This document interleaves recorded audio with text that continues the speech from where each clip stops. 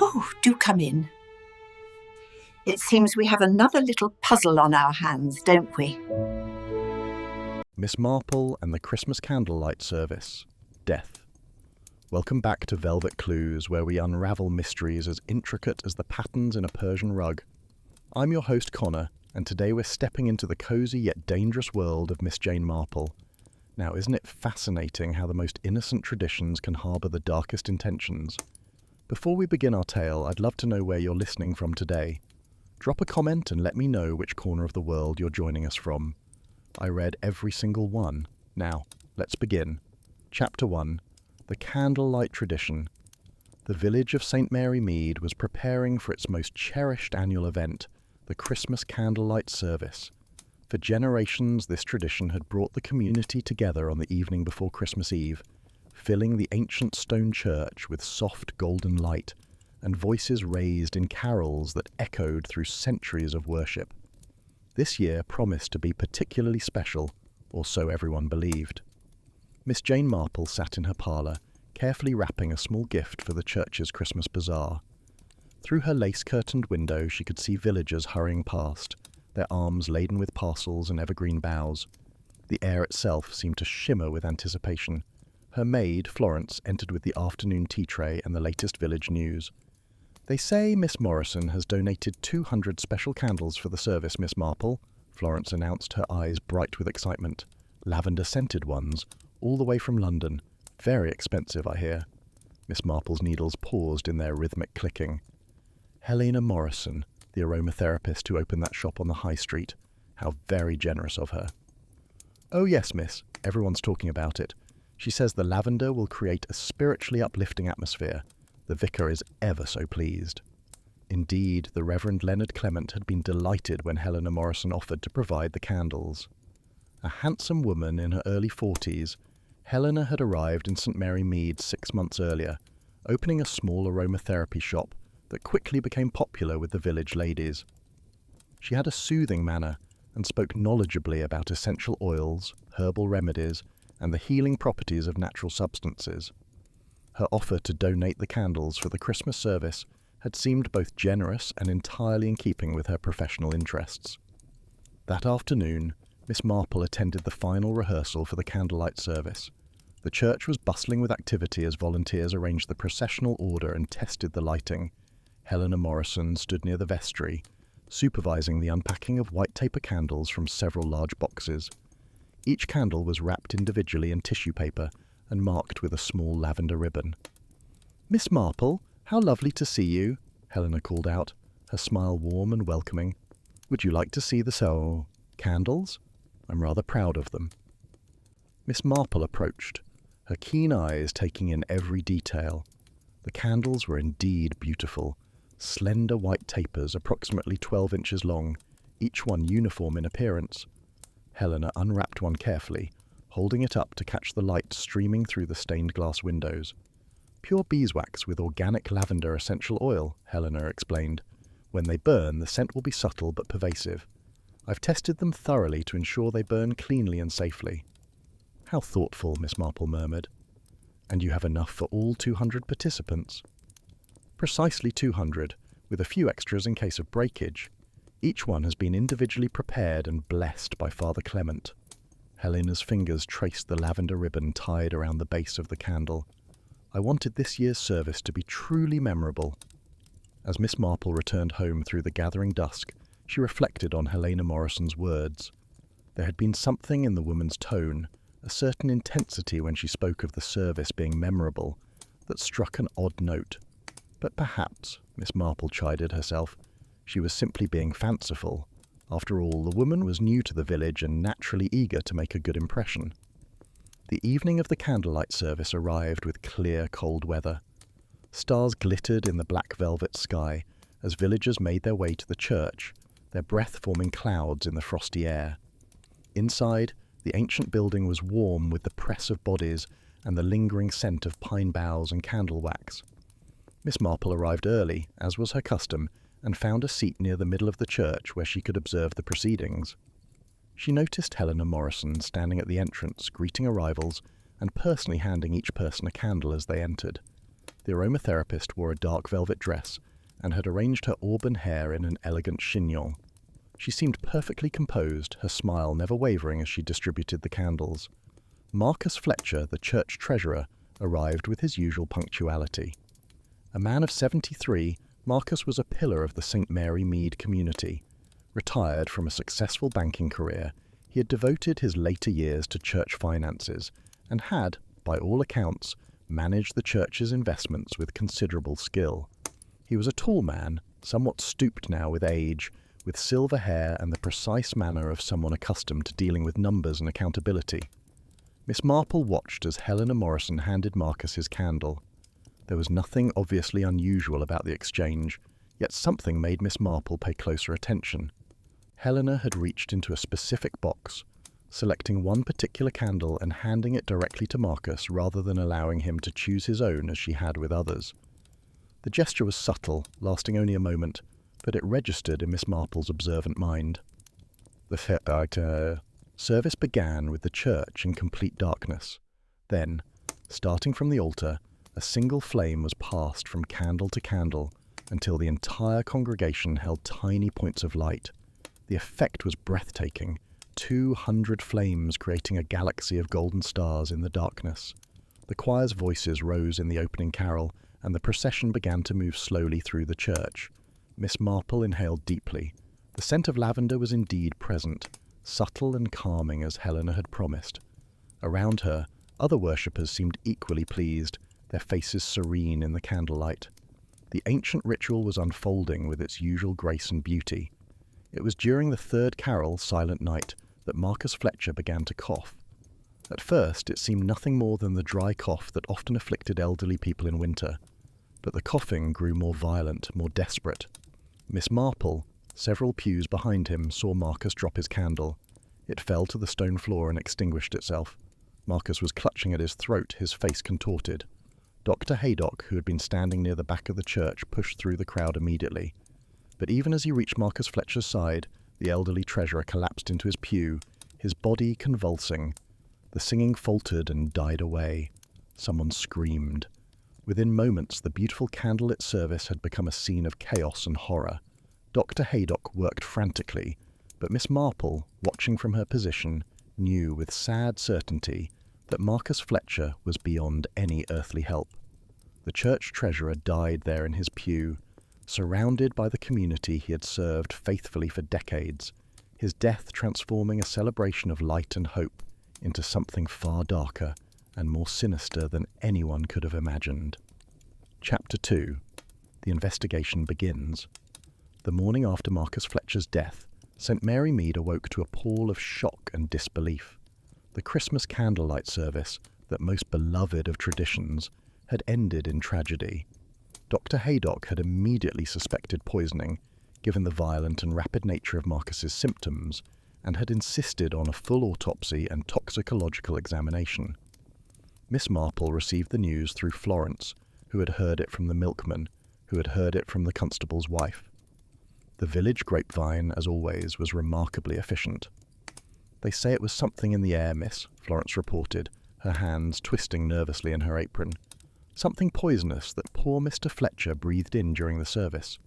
Miss Marple set down her teacup carefully. In the air. How very peculiar. By mid-morning, Inspector Slack had arrived from the nearby town, accompanied by several constables and a forensics team.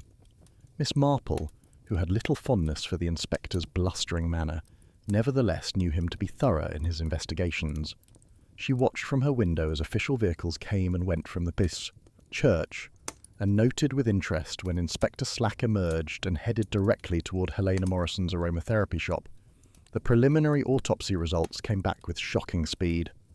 Marcus Fletcher had died from acute poisoning caused by inhaling toxic fumes. The substance, Dr. Haydock explained to the small group gathered in the vicarage that afternoon, was a modified nerve agent, highly sophisticated in its design and application. A nerve agent? Mrs. Clement, the vicar's wife, gasped. But how? Where would such a thing come from? That's what we need to determine, Inspector Slack said grimly. He had requested the presence of Miss Marple, Dr. Haydock the vicar, and Helena Morrison for what he termed a preliminary discussion. They sat now in the vicar's study, the atmosphere heavy with unspoken questions. Helena Morrison appeared genuinely distressed, her face pale and her hands trembling as she clutched a handkerchief. "This is horrible. I never imagined. I only wanted to make the service special." "The candles," Inspector Slack said, consulting his notebook. "Miss Morrison, you personally provided all 200 candles for the service." "Yes, I purchased them from a reputable supplier in London. They were pure beeswax with lavender essential oil, nothing more. I have the receipts and certificates of authenticity." "We've tested the remaining candles," the inspector continued. "All of them are exactly as you describe, pure and harmless, except for one." A silence fell over the room. Helena Morrison looked confused. "Except for one? I don't understand." "Marcus Fletcher's candle," Inspector Slack said, watching her reaction carefully. "The candle he was holding when he died. It had been saturated with poison, a volatile substance that released deadly vapours when the candle was lit. In effect, Mr. Fletcher killed himself by lighting his own candle." Miss Marple, who had been sitting quietly in the corner, spoke for the first time. "How very clever, and how very cruel." The inspector nodded. "Indeed, Miss Marple. The poison was odourless and colourless in its dormant state, but became lethal when heated. The murderer knew exactly what they were doing. This required sophisticated knowledge of chemistry and access to highly restricted compounds." Helena Morrison's face had gone from pale to ashen. "But I distributed the candles. Are you suggesting I poisoned one of them?" "I'm suggesting," Inspector Slack said carefully, "that we need to understand exactly how the candles were distributed and whether anyone had the opportunity to tamper with them." Over the next hour they reconstructed the events of the previous evening. Helena Morrison had arrived at the church 2 hours before the service, bringing the boxes of candles with her. She had unpacked them in the vestry with the help of 2 choir members, Mrs. Dane and Miss Cartwright, both of whom confirmed that all the candles appeared identical and that Helena had handled them all. "I wanted to personally distribute them," Helena explained. "I felt it would be more meaningful if I handed each person their candle as they arrived, as a sort of welcoming gesture." "And you distributed them randomly?" Inspector Slack asked. Helena hesitated. "Mostly. Some people had preferences about where they stood in the procession, so I tried to accommodate that. But yes, essentially random." Miss Marple stirred in her chair. "I happened to notice, Miss Morrison, that you selected Mr. Fletcher's candle from a specific box. You reached past several others to hand him a particular candle." Helena Morrison turned to stare at Miss Marple, her eyes widening. "I don't recall doing that. There were so many people. Such a rush. I may have grabbed any candle that was convenient." "Perhaps," Miss Marple said mildly. "Yet you seemed quite deliberate about it." Inspector Slack made a note. "We'll need to examine all the boxes the candles came in, Miss Morrison, and I'll need a complete list of your suppliers and any other substances you have access to in your shop." "Of course," Helena said stiffly. "I have nothing to hide. My business is completely legitimate." After the meeting dispersed, Miss Marple remained behind with Dr. Haydock. The doctor looked troubled as he poured himself a fortified sherry from the vicar's decanter. "Nasty business, Miss Marple. Very nasty indeed. The sophistication of this poisoning suggests someone with considerable knowledge." "Or access to someone with such knowledge," Miss Marple observed. "Tell me, Doctor, what do you know of Marcus Fletcher's personal life? Did he have enemies?" Dr. Haydock considered this. "Marcus? He was respected, certainly. Competent in his role as treasurer, but I wouldn't say he was particularly warm or beloved. He could be rigid, unforgiving in matters of principle. There was some unpleasantness years ago with his daughter, I believe, though I don't recall the details." "His daughter?" Miss Marple's interest sharpened. "I wasn't aware Marcus had children." "A daughter, Helena, if I remember correctly. There was a falling out of some kind, quite serious. I believe Marcus disowned her. But that was 15 years ago or more. She left the area, and I don't believe anyone has heard from her since." Miss Marple sat very still. "Helena, you say? How interesting." Dr. Haydock caught her tone. "You don't think, but surely not. The aromatherapist's name is Helena, but Morrison, not Fletcher." "Women do change their names," Miss Marple said quietly. "Through marriage, or simply through choice if they wish to distance themselves from their past." The doctor set down his glass with a sharp click. "Good Lord, if Helena Morrison is actually Helena Fletcher, Marcus's estranged daughter, then we're looking at something far more sinister than a random poisoning." Indeed, Miss Marple agreed. We're looking at revenge, Doctor. Revenge that has been 15 years in the planning. Chapter 3. Secrets of the Past. The revelation that Helena Morrison might be Marcus Fletcher's estranged daughter sent ripples through the investigation. Inspector Slack, presented with Miss Marple's theory, moved swiftly to verify the connection. By the following afternoon, he had confirmation. Helena Morrison was indeed Helena Fletcher, though she had legally changed her surname to her late husband's name 7 years earlier. Birth records, marriage certificates, and a trail of official documents established beyond doubt that the aromatherapist who had so generously donated candles to the Christmas service was the daughter Marcus Fletcher had disowned 15 years ago. Inspector Slack confronted Helena in her shop, with Miss Marple present at her own request. The small space smelled of lavender and other herbs, bottles and jars lining every available surface. Helena stood behind her counter, her composure finally cracking under the weight of accumulated evidence. "Yes," she admitted, her voice barely audible. "I'm Marcus Fletcher's daughter. I changed my name after my husband died. I wanted nothing more to do with the Fletcher family." "Yet you returned to St. Mary Mead," Inspector Slack observed. "You established a business here, became part of the community, and specifically arranged to provide candles for a service you knew your father would attend." Helena's laugh was bitter. "You make it sound so calculated. Perhaps it was. I don't know any more." Miss Marple, seated in a chair near the window, spoke gently. "Why don't you tell us what happened 15 years ago, my dear? I think it's time the truth came out." Helena sank onto a stool, her shoulders slumping. "I was 26. I fell in love with Thomas Morrison, a teacher at the local school. He was kind, intelligent, everything I'd ever wanted. But he came from what my father called an unsuitable background. His parents were working class, his father a mechanic. My father, who had spent his life climbing the social ladder from his own modest beginnings, was horrified." She paused, her fingers tracing patterns on the counter. "Father forbade me to see Thomas. When I refused, when I told him we planned to marry anyway, he disowned me, cut me off completely. He removed me from his will, refused to speak to me, wouldn't even attend my wedding." "That must have been very painful," Miss Marple said softly. "Painful?" Helena's voice rose. "It destroyed everything. Thomas and I struggled financially. We had 2 children, beautiful children, but we could barely afford to feed them. Thomas worked himself to exhaustion trying to provide for us. And then, 7 years ago, he died. A heart attack at 42. The doctors said it was stress." Inspector Slack consulted his notes. "According to our information, your father was quite wealthy. The church investments he managed were only a small part of his portfolio. He could easily have helped you." "He knew about our struggles," Helena said flatly. "I wrote to him when the children were born, sent photographs, begged him to reconsider. He never replied, not once. When Thomas died, I sent him a letter telling him. I thought surely he would feel some compassion. Nothing. Not a word of sympathy, not a pound of assistance. His own grandchildren were raised in poverty while he lived comfortably, managing other people's money with such careful precision." "So, you decided to return," Miss Marple said. "To what end, Miss Morrison? Reconciliation or revenge?" Helena met Miss Marple's eyes. "I honestly don't know. At first I told myself I just wanted to see him, to understand how he could be so cold. I changed my appearance somewhat, my hair colour, my style of dress. I knew he wouldn't recognize me immediately. I'd aged, and grief changes a person. When I arrived in St. Mary Mead 6 months ago, he looked right through me in the street." "That must have hurt," Miss Marple observed.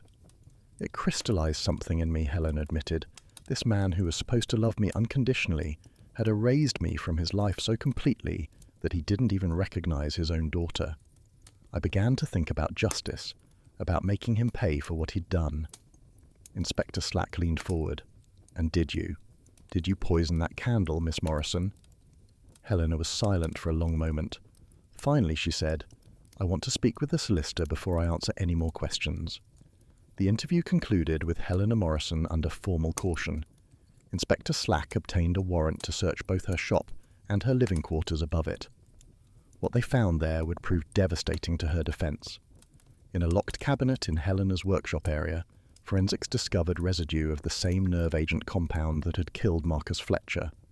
There were also detailed notes on candle making, including experiments with various substances and their effects when heated.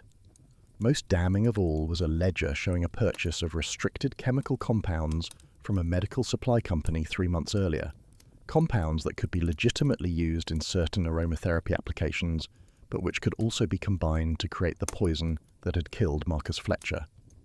Miss Marple, who had been granted access to view the evidence, studied the ledger with particular interest. She planned this very carefully, she remarked to Inspector Slack. This wasn't an impulsive act of revenge. She spent months preparing. The question is whether we can prove she actually administered the poison, the inspector replied. She admits to being Marcus Fletcher's daughter and to harbouring resentment against him, but that's not the same as murder. I observed her distributing the candles, Miss Marple said. She gave Marcus a specific candle, one she selected deliberately. I'm quite certain of that. But can you prove it? Could you swear in court that she didn't simply grab a candle at random? Miss Marple frowned. I saw what I saw, Inspector, but you're right that memory alone may not be sufficient evidence. The breakthrough came from an unexpected source. Young Timothy Bates, the church sexton's son, came forward with information he'd initially thought unimportant. He had been helping to set up for the service and had noticed Helena Morrison marking the base of one candle with what appeared to be a small scratch or symbol. I thought it was just a manufacturer's mark or something, Timothy explained nervously, but she was very careful about it, making sure that particular candle was kept separate from the others in a specific box. Inspector Slack immediately had the forensics team examine all the remaining candles.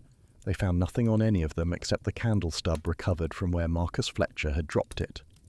The base of that candle bore a tiny scratch, exactly as Timothy Bates had described, invisible unless one knew to look for it, but sufficient to identify one candle among 200. Confronted with this evidence, along with the chemical residue and purchase records, Helena Morrison finally confessed. She did so in the presence of her solicitor, her voice flat and emotionless as she described how she had prepared the poisoned candle, tested it in her workshop to ensure it would work as intended, and marked it so she could identify and distribute it specifically to her father. I knew his seat in the church, she said. I knew he would be there for the candlelight service. He never missed it. It was his favourite tradition. I thought there was a certain justice in that, using something he loved to deliver what he deserved. Did you consider, Miss Marple asked quietly, that other people might have been harmed? The poison could have affected those near your father. Helena shook her head. I tested it thoroughly. The dosage was calibrated specifically for one person in close proximity to the source. The dilution effect over even a short distance rendered it harmless. Only the person holding the candle would receive a lethal dose. How very scientific, Miss Marple observed, and there was sadness in her voice. You turned your knowledge, your professional expertise, into an instrument of murder. Helena looked at her directly. He killed my husband as surely as if he'd struck him down himself.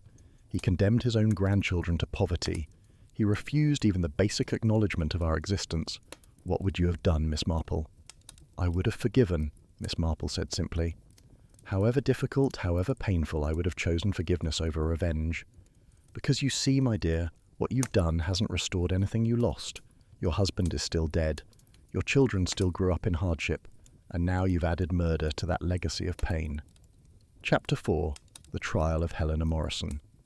The trial of Helena Morrison for the murder of Marcus Fletcher began in the new year, after the Christmas season had passed and the village of St. Mary Mead had begun to recover from the shock of a death that had transformed a sacred tradition into a scene of horror. The courthouse was packed daily with spectators, many from the village itself, drawn by the tragic nature of the crime and the complex family history it had exposed. Miss Marple attended each day of the trial, sitting in the public gallery with her knitting bag, her fingers working steadily at a complicated Fair Isle pattern, while her mind followed every detail of the proceedings. She had been called as a witness for the prosecution, and her testimony about observing Helena Morrison's deliberate selection of Marcus Fletcher's candle had been delivered with quiet authority.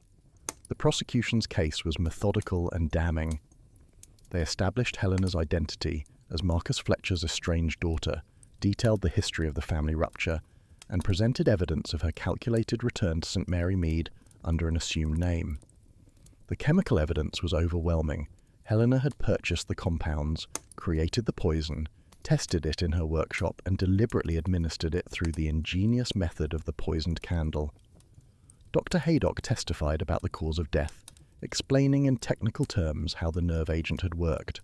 The poison was activated by heat, he told the court. When Mr. Fletcher lit his candle, the flame caused the compound to volatilize, releasing toxic vapors that he inhaled directly.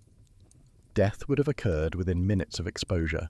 There was no possibility of survival once the poison entered his system. Timothy Bates described seeing Helena Morrison mark the candle, his young face earnest as he explained how he'd thought nothing of it at the time. The forensics expert confirmed that the scratch mark on the recovered candle base matched exactly with marks made by a small tool found in Helena's workshop. But it was Helena herself who provided the most compelling testimony. Against her solicitor's advice, she insisted on taking the stand. Dressed simply in a dark suit, her auburn hair pulled back severely, she faced the courtroom with remarkable composure. "I don't deny what I did," she said, when asked about the poisoning. "I planned it, prepared it, and executed it exactly as the prosecution has described. My father died because I chose to kill him." A murmur ran through the courtroom. The judge called for order. "Can you explain to the court why you committed this act?" the prosecutor asked. Helena's voice remained steady. "My father was a man who valued money and social position above love and family. When I chose to marry a good man who happened to come from a working-class background, my father cut me off completely, not partially, not temporarily, completely and forever." She detailed the years of struggle, the letters she'd written that went unanswered, the photographs of his grandchildren he'd never acknowledged. "When my husband died, exhausted from working multiple jobs to provide for our family, I wrote to my father one last time. I told him that Thomas was dead, that his grandchildren were orphans in effect, that we desperately needed help. His solicitor replied with a formal letter stating that Mr. Fletcher had no daughter and requesting that I cease all communication." The courtroom was silent. Even the prosecutor seemed momentarily affected by the bleakness of the narrative. "So, you decided to kill him?" the prosecutor said. "I decided," Helena replied, "to make him pay for his cruelty. I spent 15 years watching my children struggle, watching them go without things other children took for granted, all because my father valued his pride more than his family. When I learned he was living comfortably in St. Mary Mead, managing church funds and playing the role of respected community member, something broke inside me." "Yet you waited," the prosecutor observed. "You didn't confront him immediately. You established yourself in the village first." "I wanted him to see who I'd become," Helena said. "Not the desperate daughter begging for help, but a successful professional woman. I wanted to walk past him in the street, serve villagers in my shop, become part of the community he valued so highly. And I wanted him to die thinking he was participating in one of his beloved traditions, never knowing that his own daughter had orchestrated his death." The defense attempted to build a case around diminished responsibility and provocation, arguing that Helena had suffered years of psychological trauma from her father's rejection and that this had impaired her judgment. They brought in expert witnesses to testify about the effects of prolonged emotional abuse and disinheritance, about how grief and hardship could distort a person's mental state. Miss Marple found these arguments profoundly troubling. She discussed them with Inspector Slack during a recess, as they stood in the courthouse corridor. "She knew exactly what she was doing," Miss Marple said firmly. "The planning, the patience, the careful testing. This wasn't the act of someone whose judgment was impaired. This was calculated revenge." "The jury may see it differently," Inspector Slack replied. "There's considerable sympathy for her situation. Marcus Fletcher doesn't come across well in all this. A man who would disown his daughter for marrying beneath her station, who would ignore his own grandchildren. The jury might view this as justified." "Nothing justifies murder," Miss Marple said.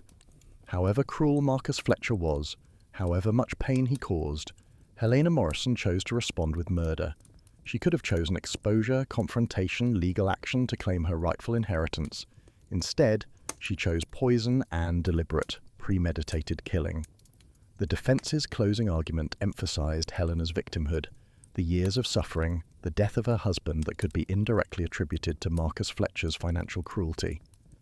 Helena Morrison is as much a victim as her father, the defense attorney argued. She lost everything because of his heartless rejection. Can we truly say that she acted with full moral agency, or was she driven to this act by years of accumulated trauma and grief? The prosecution's closing was more straightforward. Murder is murder, the prosecutor stated. However sympathetic we might find Mrs. Morrison's situation, however cruel her father was, nothing excuses the deliberate, calculated taking of human life. She had choices. She chose murder. The jury deliberated for 3 days. When they returned, the verdict was guilty of murder, but with a recommendation for leniency given the extenuating circumstances. The judge, in his sentencing remarks, acknowledged the complexity of the case.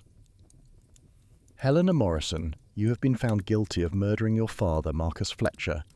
This was a crime that was carefully planned and coldly executed. You used your professional knowledge to create a poison, your understanding of church tradition to ensure your father's presence, and your artistic skill to create the perfect delivery system for death. He paused, looking down at Helena in the dock. Yet I cannot ignore the extraordinary cruelty your father showed you. His rejection was absolute. His refusal to help his own grandchildren was unconscionable. These facts do not excuse murder, but they provide context for understanding how you arrived at this terrible decision.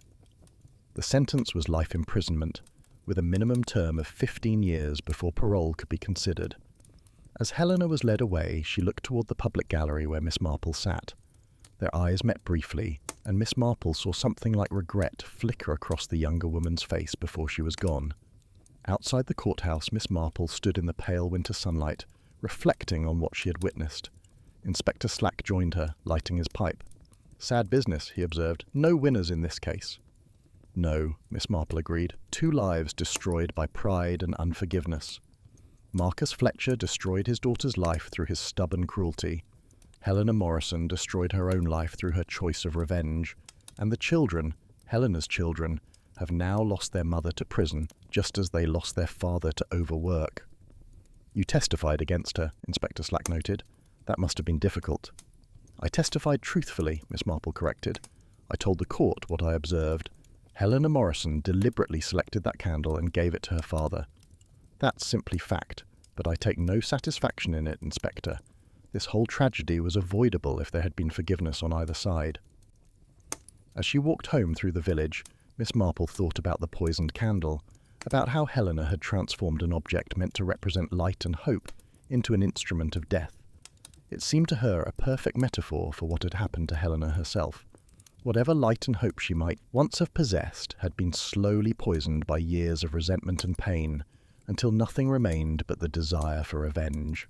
Chapter 5. The Aftermath. In the weeks following Helena Morrison's trial and conviction, St. Mary Mead struggled to return to its normal rhythms. The Christmas season had passed under a shadow, and the church's beloved candlelight service had been indefinitely suspended. Reverend Clement announced from the pulpit that they would take time to reflect on how best to honour the tradition while acknowledging the tragedy that had befallen them.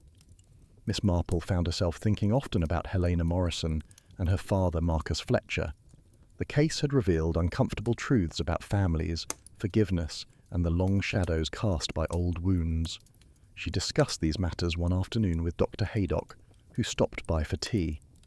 "The irony," Miss Marple observed as she poured, "is that both of them were prisoners. Marcus imprisoned by his pride and rigid adherence to class distinctions. Helena imprisoned by her bitterness and desire for revenge. Neither could escape the bars they'd built around themselves." Dr. Haydock nodded thoughtfully. "I've been reviewing Marcus's medical files. You know, he came to see me about 6 months ago, shortly before Helena returned to the village. He was complaining of insomnia and anxiety. In the course of our discussion, he mentioned his daughter." Miss Marple's interest sharpened. "Did he? What did he say?" "He said he'd made mistakes in his life, that he'd let pride guide him when he should have been guided by love. He asked me, quite directly, if I thought it was ever too late to make amends. I told him it's never too late while both parties are still living." "How sad," Miss Marple murmured. So he was reconsidering his stance, perhaps preparing to reach out to Helena. If only he'd acted sooner. "If only she'd waited," Dr. Haydock countered. From what I understand of the timeline, Helena must have already been planning her revenge when Marcus was having those conversations with me. They were moving on parallel tracks, he toward possible reconciliation, she toward murder. They just never intersected. This information troubled Miss Marple deeply. She obtained permission from the executor of Marcus Fletcher's estate to review his papers, claiming an interest in understanding his charitable work for the church. What she found there was both illuminating and heartbreaking. Among Marcus's personal documents was a series of drafts of letters, all addressed to Helena. They were dated over the past year, and they showed a man wrestling with his conscience and his pride. The early drafts were stiff and formal, offering financial assistance but little emotional warmth. The later drafts became more personal, more honest. The most recent draft, dated just 2 weeks before his death, was the most revealing. "My dearest Helena," it began, "I have been a stubborn, prideful old fool. I let my prejudices about class and propriety blind me to what truly mattered, which was that you were my daughter and you were happy. I convinced myself that I was standing on principle when in reality I was simply standing on my pride. I want to know my grandchildren. I want to help however I can. Most importantly, I want to tell you that I'm sorry. Please, if you can find it in your heart, let me try to make amends." The letter had never been sent. It remained in Marcus's desk drawer, perhaps awaiting a final gathering of courage that death had forestalled. Miss Marple held the paper carefully, aware that she was looking at evidence of a reconciliation that would never happen, a forgiveness that came too late. She shared her discovery with Inspector Slack, who viewed it with professional interest. Pity we didn't know about this during the trial. It might have affected the jury's view of things. Would it have mattered? Miss Marple asked. Helena chose murder before any reconciliation was possible. Marcus's change of heart, genuine as it appears, came too late to save either of them. The inspector lit his pipe thoughtfully. Do you think Helena knew? Could she have sensed that her father was softening, and that's why she acted when she did, to prevent any reconciliation that might weaken her resolve? Miss Marple considered this carefully. I think it's possible. Helena was observing him for 6 months before the murder. She may have noticed changes in his behaviour, perhaps overheard conversations. If she sensed he was preparing to reach out to her, it might have accelerated her plans rather than stopped them. Some people find forgiveness more unbearable than continued enmity because it requires them to let go of their grievances. Human nature is a puzzle, Inspector Slack observed. Indeed, Miss Marple agreed. And sometimes the pieces fit together in the most tragic patterns. Later that week, Miss Marple received an unexpected visitor. Philippa Morrison, Helena's eldest daughter, was a young woman of 22 with her mother's auburn hair and a tired, careworn expression that made her seem older than her years. She sat in Miss Marple's parlour, turning a teacup nervously in her hands. I wanted to thank you, Philippa said quietly, for testifying truthfully at my mother's trial. I know it couldn't have been easy. Miss Marple studied the young woman with compassion. I simply told the court what I observed, my dear. I'm deeply sorry for all you've endured. My mother made her choice, Philippa said. I don't condone what she did, but I understand the pain that drove her to it. Growing up, we always knew there was someone out there, our grandfather, who had rejected us. It shaped everything about our lives, knowing we weren't wanted by our own family. And now? Miss Marple asked gently. Now my younger brother and I are alone, our father dead, our mother in prison. We've inherited her shop and her debts, along with the burden of her crime. Everyone in St. Mary Mead knows who we are, what our mother did, Philippa's voice wavered. I came to ask you something. Did our grandfather, Marcus Fletcher, did he leave any message? Any acknowledgement of our existence? Miss Marple made a decision. She retrieved Marcus Fletcher's unsent letter from her writing desk and handed it to Philippa. This was found among his papers. He never sent it, but I believe he intended to. Perhaps it will give you some small comfort. Philippa read the letter slowly, tears streaming down her face. When she finished, she looked up at Miss Marple with a mixture of grief and something like relief. He was going to apologize. He was going to acknowledge us. Yes, Miss Marple said softly. Too late for your mother, but perhaps not too late for you to know that he did, eventually, regret his choices. After Philippa left, Miss Marple sat for a long time in contemplation. The tragedy of the Fletcher Morrison family illustrated something she had observed many times in her long life.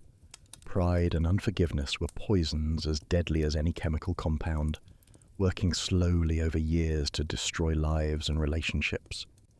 Helena had waited 15 years to take her revenge, not knowing that her father had been moving, however slowly, toward repentance. Chapter 6. The Children's Burden. Spring came to St. Mary Mead, bringing with it the usual renewal of gardens and spirits. Yet the village still carried the weight of the Christmas tragedy. The church remained without its candlelight service, and Helena Morrison's aromatherapy shop stood empty, its windows darkened, a for sale sign posted discreetly by the door. Miss Marple had taken a particular interest in Philippa and David Morrison, Helena's children. Through discreet inquiries and the invaluable village network, she learned that the young people were struggling. They had inherited their mother's business debts and faced considerable hostility from some quarters of the community who felt they shared responsibility for their mother's crime. One afternoon, Miss Marple invited both siblings to tea. David was 19, a quiet young man studying engineering at university, though he'd been forced to suspend his studies after his mother's arrest. He had his father's gentle manner and looked uncomfortable in Miss Marple's tidy parlour. "I don't understand why you'd want to see us," David said after they'd settled with their tea. "Everyone else in the village avoids us or stares as if we're criminals ourselves." "You're not responsible for your mother's choices," Miss Marple said firmly, "and I'm very interested in ensuring you both have a fair chance at building your own lives untainted by this tragedy." Philippa looked up hopefully. "We've been trying to sell the shop, but no one wants to buy property associated with a murder. We can't afford to keep it, but we can't afford to walk away from the debts either." "I've been thinking about that," Miss Marple said. "I happen to know that Mrs. Bantry, who lives in the East Lodge now, has been looking for a location to sell her homemade preserves and crafts. She might be interested in purchasing the property, though of course the price would need to reflect current circumstances."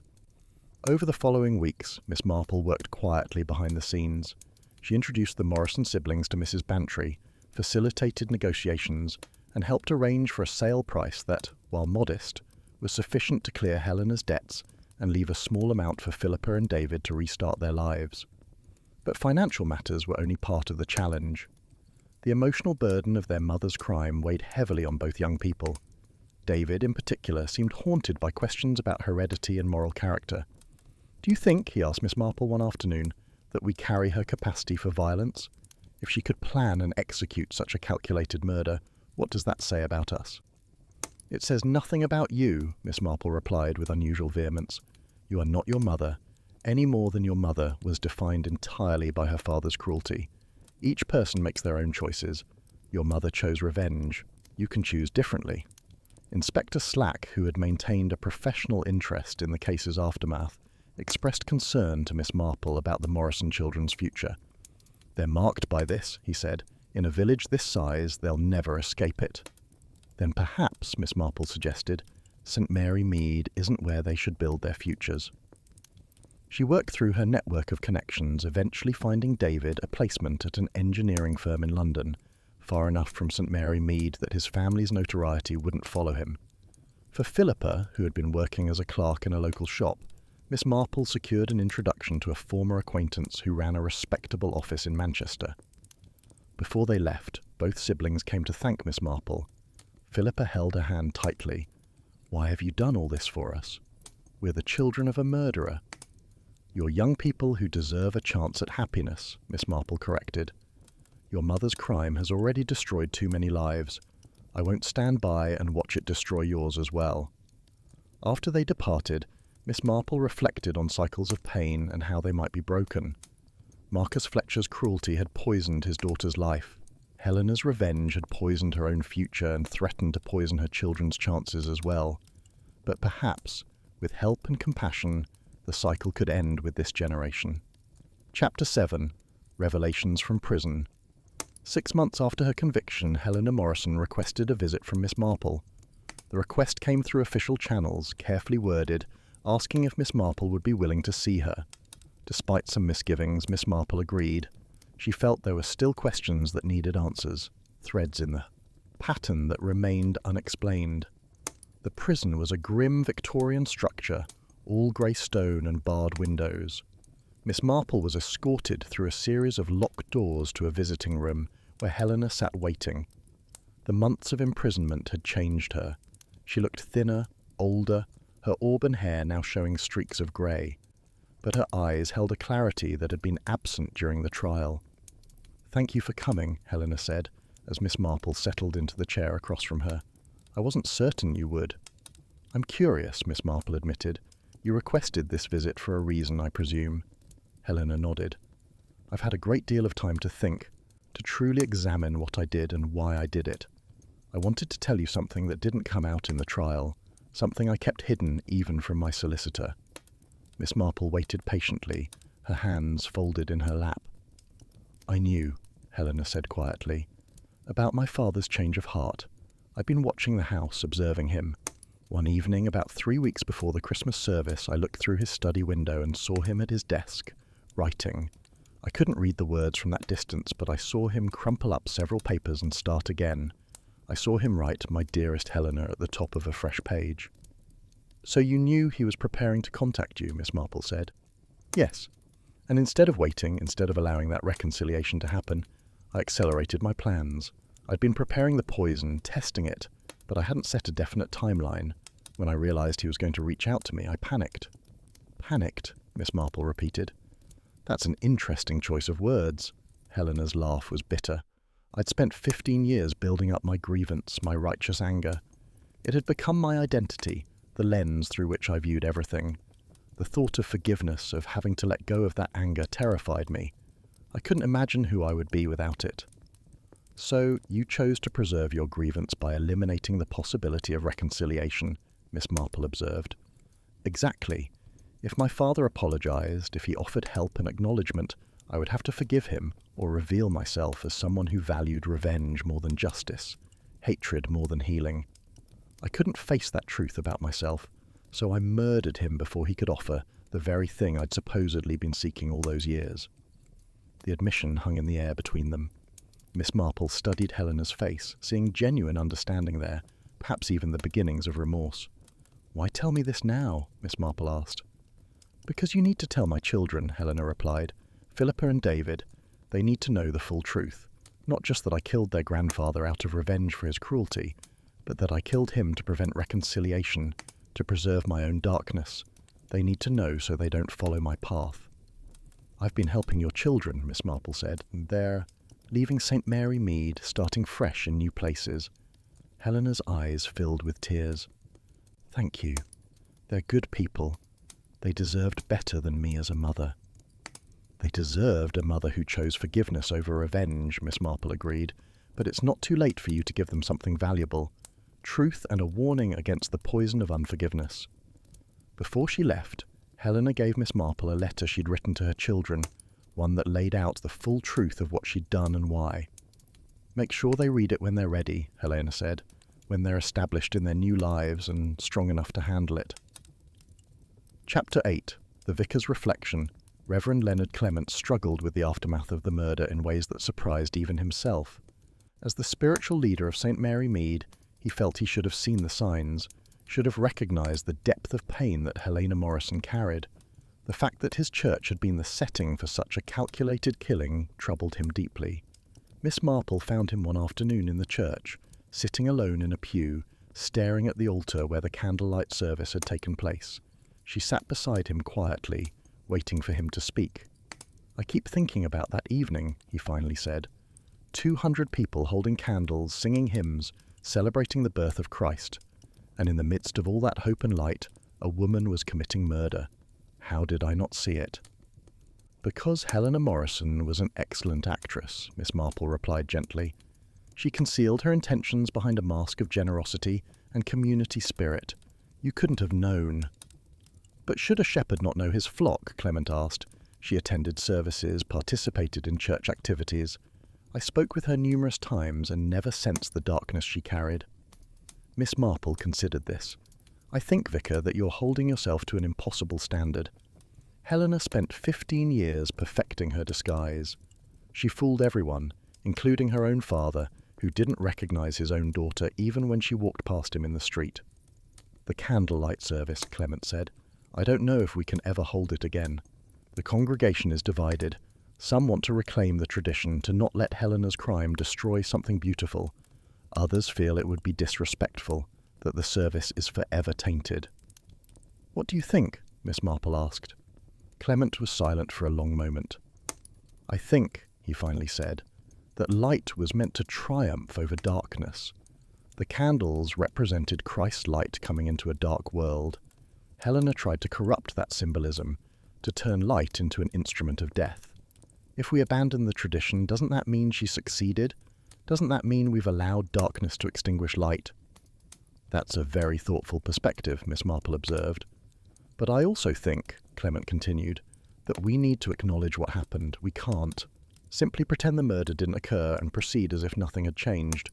The service needs to be transformed, renewed, made into something that honours both tradition and truth." Over the following weeks, Reverend Clement worked with the Church Council to reimagine the Candlelight service. They decided to hold it again the following Christmas, but with significant changes. Instead of each person holding their own candle, they would light a communal candle together, symbolising unity and shared light. The service would include a moment of silence for Marcus Fletcher and prayers for Helena Morrison's soul, acknowledging the tragedy while affirming hope for redemption. Miss Marple approved of these changes. "You're creating space for both mourning and healing," she told the vicar. "That seems exactly right." Chapter 9, The Grandfather's Legacy. As executor of Marcus Fletcher's estate worked through the complex process of settling his affairs, surprising information came to light. Despite having officially disowned Helena, Marcus had never actually removed her from his will. The document, written shortly after his wife's death 20 years earlier, still named Helena as his primary beneficiary. The discovery created a legal quandary. Could a person convicted of murdering someone inherit from their victim's estate? The law was clear, generally not. But the specifics of Marcus's will and the timing of his intentions created complications. Inspector Slack brought the matter to Miss Marple's attention. "The solicitors are arguing about it. Marcus never updated his will after disowning Helena. Whether that means he secretly still considered her his heir or simply couldn't be bothered to make the change, we'll never know." "I think," Miss Marple said thoughtfully, "that Marcus's unsent letter provides the answer. He was preparing to reconcile with Helena, which suggests he would have wanted her to inherit. But the law prevents her from benefiting from her crime, which seems just. The court eventually ruled that Helena could not inherit, but that her children, as Marcus Fletcher's grandchildren, could receive the estate. The amount was substantial, over £300,000, accumulated through Marcus's careful investments over decades. Philippa and David Morrison learned of their inheritance through their solicitor. They were both stunned and troubled by the news. Philippa contacted Miss Marple immediately. "I don't know if we can accept it," she said over the telephone. "It feels like profiting from our mother's crime." "Your mother cannot benefit," Miss Marple pointed out, "but you are innocent parties. This money represents your grandfather's estate, the inheritance that should have supported your family all along if pride and stubbornness hadn't intervened. In a sense, you're receiving what should have been yours from the beginning." David was equally uncertain. "Will people think we planned this somehow, that we were complicit, Miss Cuss?" Marple arranged a meeting with both siblings. "Listen carefully," she said. "Your grandfather denied you your entire lives. He refused to help when your father was working himself to death. He ignored your existence when you were children growing up in poverty. This inheritance doesn't make up for that loss, but it does provide you with the resources to build good lives." "But our mother killed him for this money," Philippa protested. "No," Miss Marple corrected firmly. "Your mother killed him for revenge, for the satisfaction of making him pay for his cruelty. The money was never her primary motive. She was already self-sufficient through her business. What she wanted was justice, however twisted her definition became." She paused, looking at both young people seriously. "You have a choice. You can refuse this inheritance out of misplaced guilt, in which case it will likely go to distant relatives who never knew Marcus and never suffered from his decisions. Or you can accept it, use it to build meaningful lives, perhaps even to do good in the world that honours the memory of your father, who worked so hard to provide for you." After considerable discussion and soul-searching, Philippa and David decided to accept the inheritance. They established a charitable foundation in their father's name, dedicated to helping families dealing with estrangement and supporting children whose parents had been disowned. They kept enough for their education and to establish themselves, but the bulk of the estate would be used to prevent other families from experiencing the kind of pain that had destroyed theirs. Miss Marple approved of this decision wholeheartedly. "You've taken something poisonous and transformed it into something healing," she told them. "That's the best possible outcome from this tragedy." Chapter 10. The Light and the Darkness.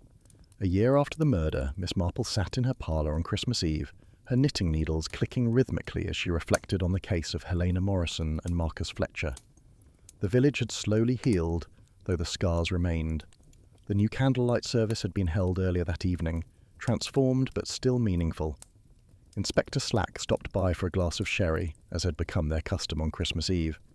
He settled into his usual chair with a satisfied sigh. "Remarkable, really, how the village has moved forward," he observed. "The church was full tonight, people singing, praying, lighting that communal candle together. If you'd told me a year ago that we'd recover from that tragedy, I wouldn't have believed it." "Communities are resilient," Miss Marple said. "They have to be. But the individuals involved, that's where the real tragedy lies. Helena Morrison will spend decades in prison. Marcus Fletcher is dead, 2 lives completely destroyed by pride and unforgiveness."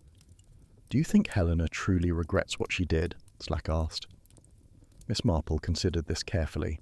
"I think she's begun to understand what she lost. Not just her freedom, but the possibility of reconciliation that was so close. She killed her father just weeks before he was planning to apologize, to acknowledge her and her children, to make amends. That knowledge must be extraordinarily painful. And the children, how are they doing?" "Philippa has started university, studying social work. She wants to help families in crisis. David is excelling in his engineering program. They're both doing well, building lives untainted by their mother's crime. The inheritance has given them security, but more importantly, they've transformed it into something positive through their foundation." Slack raised his glass. "To small mercies, then. At least some good came from all that pain." "Yes," Miss Marple agreed, though her expression remained thoughtful. "But I can't help thinking about the symbolism of the poisoned candle. Helena took something that represents light, hope, and spiritual illumination, and turned it into an instrument of death. It's a perfect metaphor for what unforgiveness does to the human soul." "How do you mean?" Slack asked. "Forgiveness is meant to illuminate our lives, to free us from the darkness of resentment and pain. But when we refuse to forgive, when we nurture our grievances and let them grow, we transform something life-giving into something deadly. Helena spent 15 years feeding her anger until it consumed everything else in her life, her love for her children, her own moral compass, even her capacity to recognize and accept the reconciliation she claimed to want." Miss Marple set down her knitting and looked at the inspector directly. "The truly tragic element of this case is how unnecessary it all was. If Marcus had acted on his conscience earlier, if Helena had chosen confrontation over concealment, if either of them had valued forgiveness more than pride, none of this would have happened. They had opportunities, multiple opportunities, to break the cycle of pain. Neither took them." "You can't force people to forgive," Slack observed. "No," Miss Marple agreed, "but you can choose to forgive even when it's difficult, even when the other person doesn't deserve it. Because forgiveness isn't really about the other person at all. It's about freeing yourself from the poison of resentment." They sat in companionable silence for a while, watching the fire crackle in the grate. Finally, Slack spoke again. "What did you tell Helena's children about their mother's confession to you, about knowing their grandfather was planning to apologize?" "I gave them the letter Helena wrote," Miss Marple said. "They read it together, and then we talked about it at length.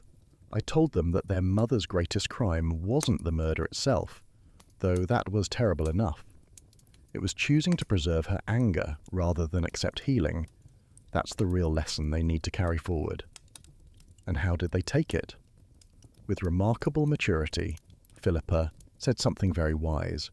She said that knowing the full truth, however painful, was better than living with comfortable lies. She wants to use her mother's mistakes as lessons for others, to help families communicate before resentments become irreparable. Miss Marple picked up her knitting again. "That's redemption of a sort, I suppose.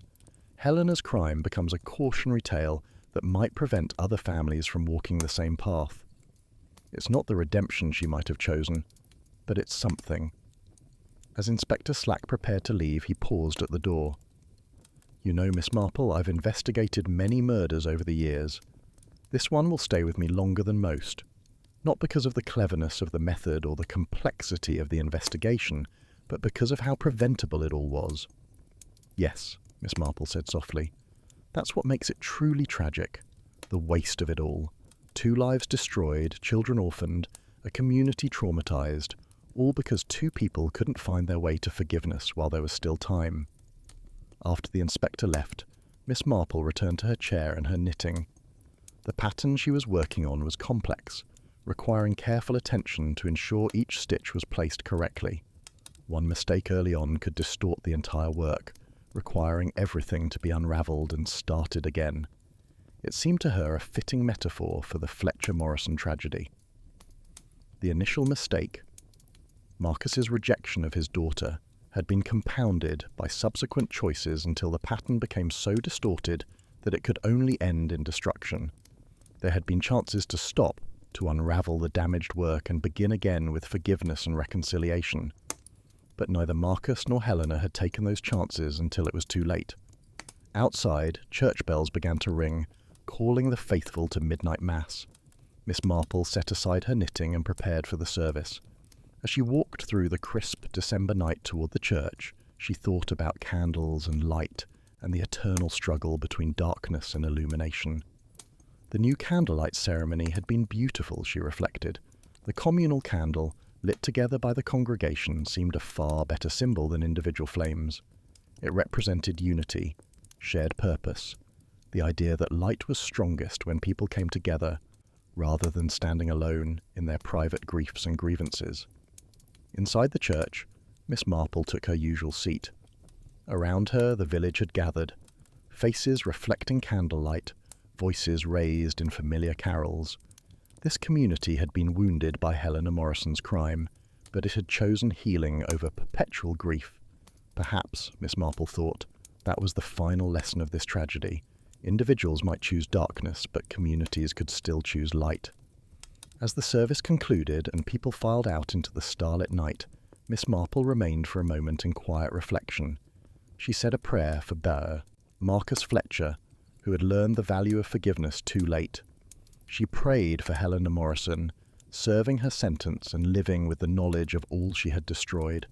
And she prayed especially for Philippa and David, that they might build lives illuminated by forgiveness, rather than darkened by their family's tragic legacy. Walking home through the peaceful village, Miss Marple felt the satisfaction that came from understanding, if not preventing, a tragedy. The pattern was complete now, all threads accounted for, all questions answered. It was not a happy pattern, but it was a truthful one. And truth, however painful, was always preferable to comfortable illusion. She let herself into her cottage, hung up her coat, and settled once more by the fire with her knitting. The stitches clicked steadily, creating order from chaos, pattern from randomness. It was good work, she thought, patient, methodical, ultimately meaningful, much like the work of understanding human nature, with all its capacity for both darkness and light, the end.